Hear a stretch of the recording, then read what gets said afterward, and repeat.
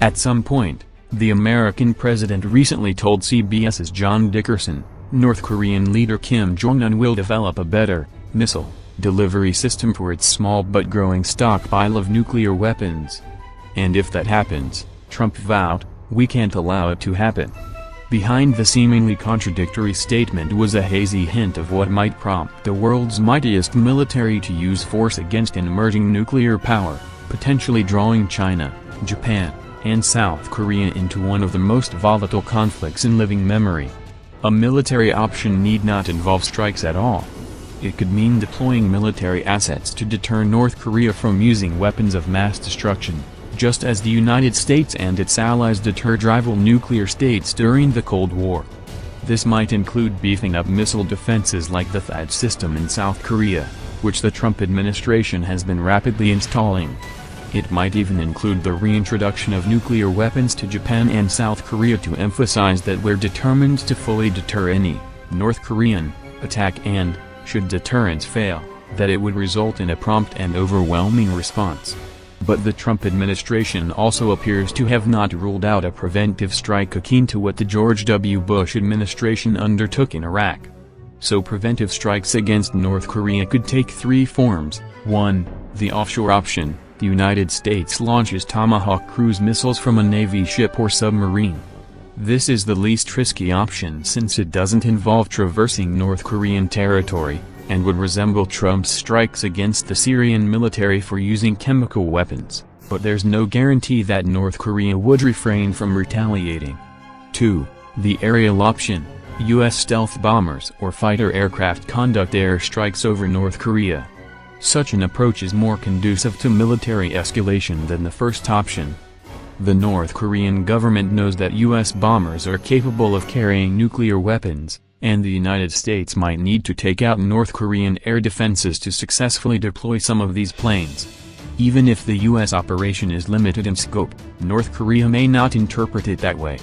3. The high-tech options. A U.S. bomber drops a massive ordnance penetrator, a bunker-busting bomb that has never been used in combat, on hard-to-reach targets such as underground nuclear facilities. Or the U.S. trots out other new technologies, such as electromagnetic railguns mounted on warships. Using these weapons would set a precedent that other countries could emulate, and it's unclear whether they would be any more effective than lower-tech options. Depending on the military assets used and the purpose of the strikes, the Trump administration could hit a variety of targets, including facilities for producing and storing nuclear material and nuclear weapons, missile facilities, submarine ports, artillery positions near the DMZ that could be used in a retaliatory attack, since these targets are dispersed across the country and often concealed underground or undersea. However, U.S. strikes won't eliminate the country's nuclear weapons program, according to Victor Cha, a Korea expert who was serving in the George W. Bush administration when North Korea tested its first nuclear weapon. Darrell Press, a scholar of nuclear deterrence at Dartmouth College, said America's capacity to inflict severe damage on North Korea's program shouldn't be underestimated. But he argued that this capability is best suited to responding to an outbreak of war between North and South Korea, or to North Korea using or threatening to imminently use nuclear weapons, rather than as a preventive measure. Kim Jong-un, like his father Kim Jong-il, appears to view nuclear weapons as the most reliable way to deter foreign aggression. The Saddam Hussein regime in Iraq and the Gaddafi regime in Libya could not escape the fate of destruction after being deprived of their foundations for nuclear development and giving up nuclear programs of their own accord, the state-run Korean Central News Agency solemnly observed in 2016.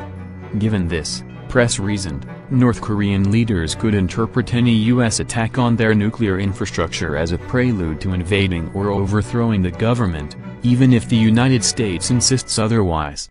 To force the United States and its regional allies to back off, the North Koreans might carry out conventional attacks on Seoul and U.S. military bases in Japan and South Korea, unleash chemical weapons on those targets, or even make use of whatever nuclear weapons survive the initial U.S. strikes. Of course, any of these audacious actions would likely invite an enormous U.S. and South Korean military assault on the Kim government. Since the 1960s, The North Korean military's theory of victory, how they believe military force can achieve political goals and coerce successfully and control escalation, etc. has been highly offensive. Even if the Trump administration had a coherent objective, the mission could evolve in the course of a war. In most war games, once there has been an exchange which causes serious casualties in the South, the objective of the South Koreans and the Americans changes, and they begin to think, you have to have regime change, Gardner told me. Let's say there are 10,000 Americans killed in just a conventional strike. The pressure from the American people would be, it's time to eliminate this guy. The casualties force you to lose control of the situation.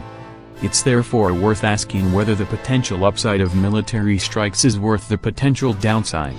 Is a North Korea with nukes that can reach the United States really the threat that the administration implies it is?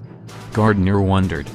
There is no reason to believe that a North Korea with nuclear weapons doesn't end up being stable or, at least, as stable as a North Korea with chemical weapons and biological weapons and ballistic missiles and loads of artillery has been for the